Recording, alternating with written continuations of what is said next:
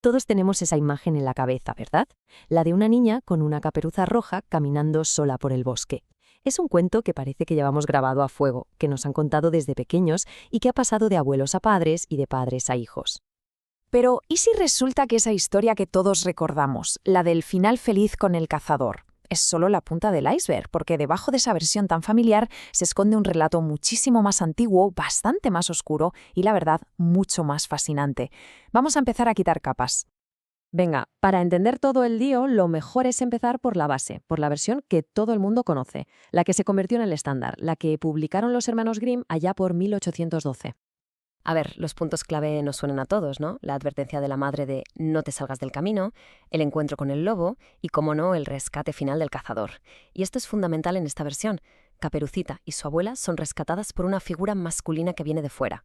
El mensaje para los niños de la época era, vamos, blanco y en botella. La obediencia te mantiene a salvo, la desobediencia te mete en un lío mortal del que otros tendrán que sacarte. Vale, ahora vamos a viajar un poco en el tiempo. Nos vamos para atrás, más de un siglo antes, a 1697.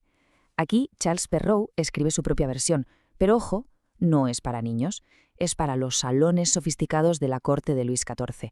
Y claro, el tono se pone bastante más siniestro. Y aquí llega la primera gran sorpresa. En la versión de Perrault no hay cazador. Simplemente no existe, no hay rescate. El lobo se come a la abuela, después se come a Caperucita y... fin. Se acabó la historia. Termina así, de forma abrupta y brutal, con la muerte de la protagonista. Si comparamos las dos versiones, las diferencias son brutales y dejan claro que el propósito era otro, completamente distinto.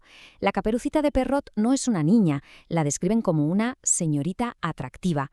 Y lo más fuerte, el lobo, antes de comérsela, la invita a desvestirse y a meterse en la cama con él. O sea, la intención cambia por completo. El subtexto es que es claramente sexual. Y por si quedaba alguna duda, Perrault no deja nada a la imaginación. Al final del cuento, ¡zas!, te planta una moraleja bien explícita. Es una advertencia directa a las jóvenes de la aristocracia para que desconfíen de esos hombres depredadores que usan el encanto, los lobos zalameros, para aprovecharse de ellas. Ya no es un cuento sobre obedecer a mamá, para nada. Es sobre el peligro real de la seducción en la alta sociedad. Pero esperad, que la cosa se pone aún más intensa.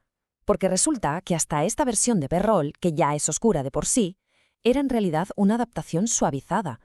Antes de que nadie lo pusiera por escrito, el cuento de Caperucita llevaba siglos contándose de boca en boca entre la gente del campo en Francia e Italia. Y esas versiones eran todavía más salvajes.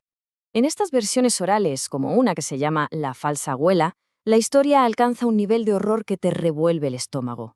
El lobo engaña a la niña para que participe en un acto de canibalismo, comiéndose a su propia abuela. Luego le pide que queme su ropa como para despojarla de todo. Pero, y aquí viene el giro más importante de todos, esta heroína no es una víctima pasiva. Se da cuenta del engaño y escapa usando su propia astucia. Se salva a sí misma. Esta transformación es probablemente el cambio más radical de todo el cuento. La protagonista original, la de la tradición campesina, era una heroína que representaba el ingenio necesario para sobrevivir. Fue con las versiones escritas, pensadas para enseñar moralejas a la burguesía o a la aristocracia, cuando se convirtió en esa niña indefensa que necesita ser rescatada por una figura de autoridad masculina. Entonces, la pregunta del millón es ¿por qué? ¿Por qué transformar a una heroína ingeniosa en una víctima? Pues la respuesta nos enseña cómo cada época usa la historia como un espejo para reflejar sus propios valores, sus miedos y sus objetivos. Con el tiempo, el cuento se ha convertido en una especie de lienzo en blanco. Sobre él se han proyectado todo tipo de significados, desde lecciones morales hasta interpretaciones psicológicas profundísimas que a veces dicen más sobre quien las analiza que sobre el propio cuento. Fijaos en la evolución. Pasa de ser una historia sobre sobrevivir en un mundo peligroso a una advertencia para jóvenes de la corte. Luego, una herramienta para disciplinar a los niños de la burguesía. Y, finalmente, en un objeto de estudio fascinante para psicólogos y analistas.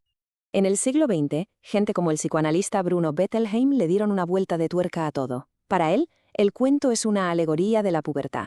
La caperuja roja es un símbolo de una sexualidad que despierta, y el lobo representa no solo los peligros de fuera, sino también los propios impulsos inconscientes de la niña. O sea que todo el conflicto de Caperucita es, en realidad, el conflicto interno de un adolescente. Otros van incluso más allá, y ven un simbolismo casi mítico. En esta lectura, Caperucita es el alma y su caperuza roja el cuerpo. El bosque es el viaje de la vida, con todas sus pruebas. Y el lobo, ojo aquí, no es un simple villano, sino una especie de guía, como el dios Anubis en Egipto, que acompaña al alma en su paso de la vida a la muerte. Y la historia no se detiene en el siglo XX, ¿qué va? Hoy en día Caperucita sigue evolucionando, demostrando una capacidad de transformación increíble para adaptarse a nuestras preocupaciones modernas. Las caperucitas de hoy en día, a menudo, recuperan esa iniciativa que perdieron hace siglos. Pensemos en la versión de Roald Dahl donde Caperucita saca una pistola y se hace un abrigo con la piel del lobo, o en adaptaciones más nuevas donde una niña astuta derrota al lobo con pura guerra psicológica. La niña pasiva y víctima parece estar desapareciendo de nuevo para volver a sus raíces de heroína autosuficiente. Al final, el cuento funciona como un espejo. La versión de Caperucita Roja que elegimos contar, la que nos atrae, revela muchísimo sobre nuestros propios valores. Preferimos una historia sobre obediencia, una advertencia sobre el peligro o un relato de empoderamiento. La pregunta no es solo quién es Caperucita, sino quiénes somos nosotros cada vez que contamos su historia.